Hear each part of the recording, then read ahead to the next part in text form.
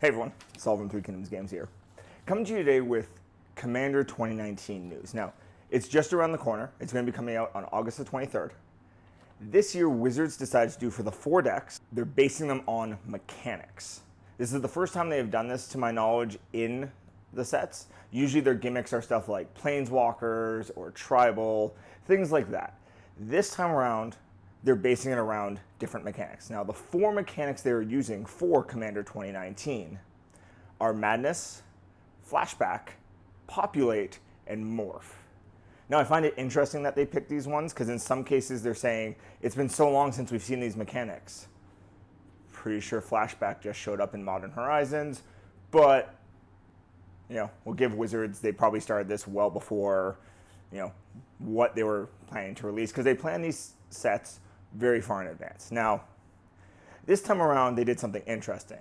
So they've been doing it for a while now, that when they do 4 decks, 3 of them will be 3-color, and 1 of them will be 2-color. And usually, like last year, the 2-color one was kind of a throwaway.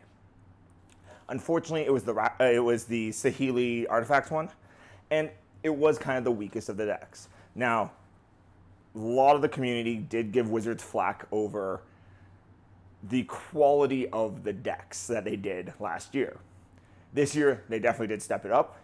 I'm going to be focusing on these one at a time through this video series. So this is the first video. I'm going to be focusing on the Rakdos Madness one. And I find it interesting. I think in some cases they fell short on the reprints they could have been putting into the Commander decks. And, I'll go into that a little bit further as I go.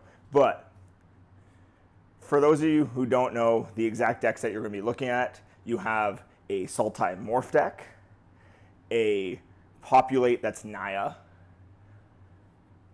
a Jeskai Flashback deck, and then finally the Rakdos deck is Madness based, which makes sense given that Rakdos is really the only colors that have Madness. There's, I know, 1 or 2 cards that were in green that had Madness, but for the most part it was really a Rakdos mechanic, so it kind of makes sense.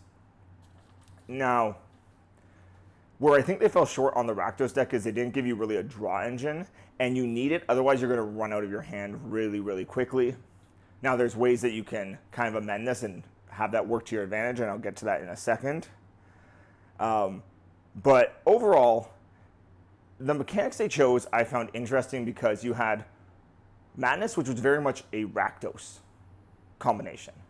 You had Populate, which only ever showed up in Selesnya, and now it's in Naya, but I do agree with thematically, the reason they added the red, plus also just in general, kind of does fit Naya to have a big creature smash kind of token strategy. But the other 2 mechanics they picked, Morph, which has always been an awkward mechanic, which shows up in 5 colors, now being in a 3-color soul shell, kind of weird to me. And same thing with Flashback. Flashback being, again, very much in 5 colors, shows up in lots of cards, and yet being restricted to 3. Though, thank you for at least giving a somewhat more playable Jeskai Commander, because there's not that many that let you do Jeskai spell slinging well, and this one will let you do that better.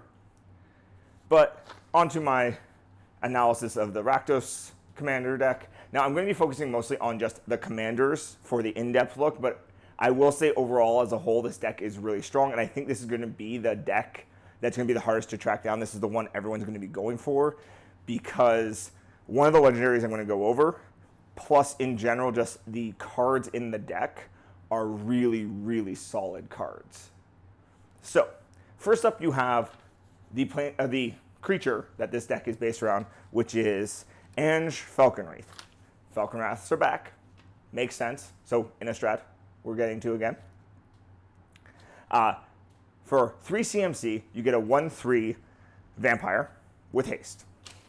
She can tap, discard a card, draw a card.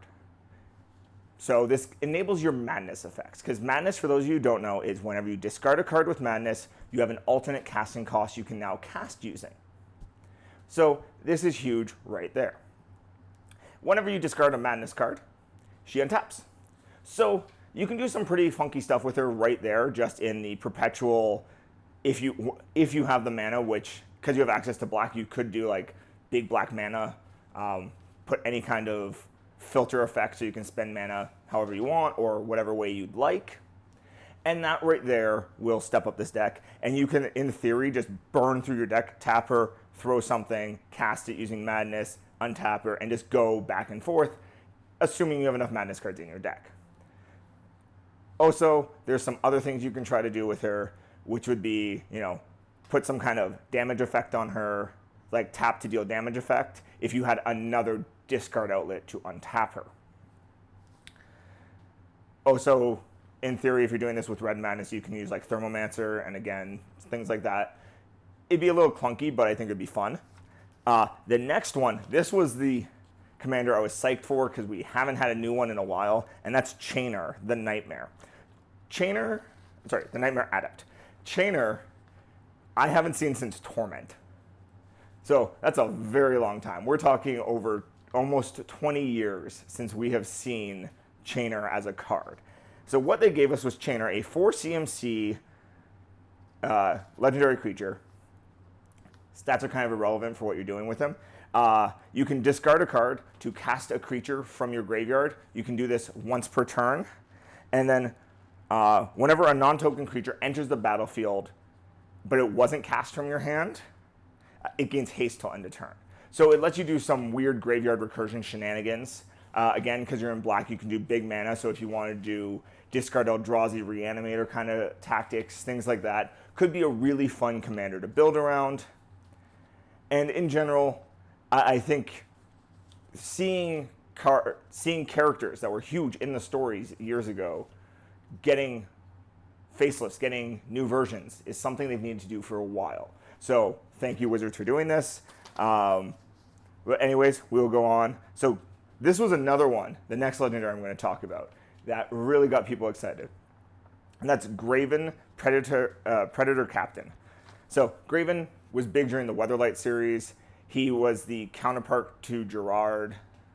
He's the guy that wanted to, he's the nemesis of Gerard. And everyone loves Gerard. So he is a 5 CMC with Menace. Again, base stats not as relevant for this, but he has effects to buff them, which is insane. He gets plus X plus O till end of turn, equal to the life you've lost this turn, which is a hatred-based effect, considering how many different formats hatred got banned in when it was in regular circulation, is insane. So I can see lots of ways for you to abuse him. Or if you do cast hatred on him himself, you're going to double up the hatred effect on him. Because hatred is, you pay the mana to cast it, but then you pay X life, and the creature gets plus X plus O. Really, really strong effect. And whenever he attacks, you can sack a creature, you draw cards equal to that creature's power, but lose life equal to its toughness. Again, you're giving Rakdos a good, solid draw engine, as long as you're willing to discard cards. Sack creatures. Which is really cool, but I will say this legendary doesn't fit the madness mechanics. At least with the other legendary Chainer, you could discard cards to him, and so you could potentially get madness, but you can only discard once per turn with Chainer.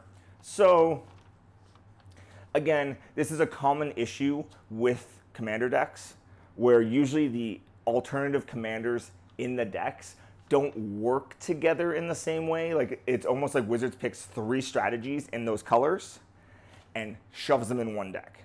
So you're going to have to separate things, pull things out, obviously, to optimize a pre-com like this. Now, the last card. This is the card people went nuts about when it got spoiled. It's the reason I know a bunch of people are buying this deck. It's a mono black legendary, so it doesn't fit with the theme of the deck. You can't just switch it out, but easy to build around given what he does. And that's Crick, Son of a Yawgmoth.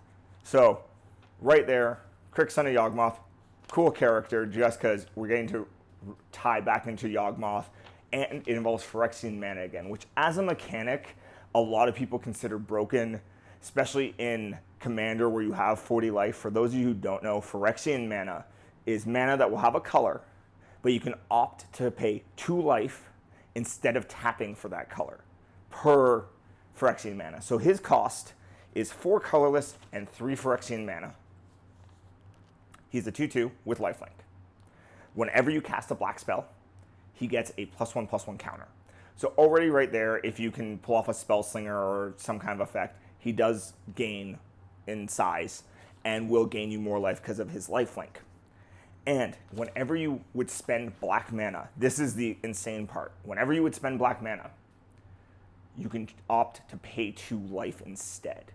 So it turns every single card or effect you have where you would spend black mana into Phyrexian mana. So in some of these black life gain decks, or if you have any of the effects out that go whenever you lose life, your opponents lose life, or whenever you gain life, they lose life. Like you start draining out and things like that. You can start tying all these things together, and it gets really, really crazy. But I don't want to focus on the mono black deck that you could build with that. If that's something that you're interested in, let me know in the comments below, and I will make a list for that, or I'll go over some cool things you can do with that deck. But what I want to focus on is the Madness deck for a second. Now, if you want to upgrade this Madness deck, there's a few cards you're going to want to look for. And these are some of the cards that I think were due for a reprint, and Wizards fell a little short in the fact they didn't reprint them in this set. Now, first up is Elhammer's Archive. For those of you who don't know Elhammer's Archive, it's an artifact for CMC. Whenever you gain life, you gain twice that much life, which you're in black and red, so there are drain effects. You know, Alms of the Vein is a Madness card that you can use where you deal 3 damage and gain 3 life. Also, this is the big part. The second half is the big reason you're going to be using this. Whenever you would draw a card, if it's not the first card, the draw step pretty much of your turn, you draw an additional card. So your discard to draw effects, which usually speaking in red, are net neutral. Now what I mean by net neutral is you have to discard X number of cards plus the spell that you're casting, and you'll probably draw the equal amount back. So right there, you usually will neutral out your hand. So for instance, you go Faithless Looting, you cast 1 card. So Faithless Looting is actually a negative because it's 1 cost. But Cathartic Reunion, pay 2 mana, discard it, discard 2 other cards, draw 3. So you lost 3 cards from your hand, you gained 3 back. With something like a Elhammer's Archive out, you'd discard 2 cards, draw 6. So you just doubled up.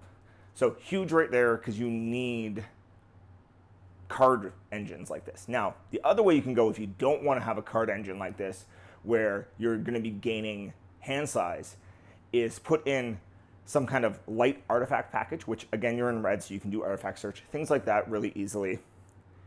And go for doing something like Ensnaring Bridge, where you discard your hand because you're going to be doing it anyways for effects, and now people can't attack you back. And now you're running into this more like control stacksy kind of build, which would be a very, very cool way of running this deck and probably different than a lot of people are seeing it played. Some of the other things that I think fell short in the reprints, but I think should have been in there, effects like Goblin Lore, where you draw extra cards, but then you have to discard at random. Or any of those kinds of effects.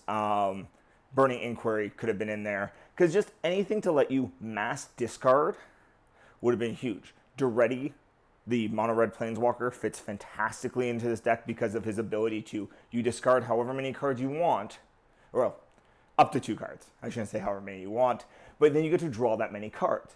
So right there, it gives you a great discard and draw outlet. And there's so many other upgrades. There's Tibalt and other things. Depends on how janky you want to take it or how tier you want to take it. Let me know in the comments below if you'd like me to do a more in-depth or show you like what my finalized deck list would look like for these decks. So there you have it. That was the Rakdos Madness deck. I think this is the chase deck, if I'm going to use the word chase, for this set of Commander. As always, like and subscribe to this video. It's an easy way to support us in the channel. If you're already a subscriber, hit the notification icon, the little bell in the corner, so you don't miss any content as it comes out. You can follow us on all major social media. That's in the description box below. You can always drop into store or follow us on Facebook to see what's going on in the store. I'll talk to you next time.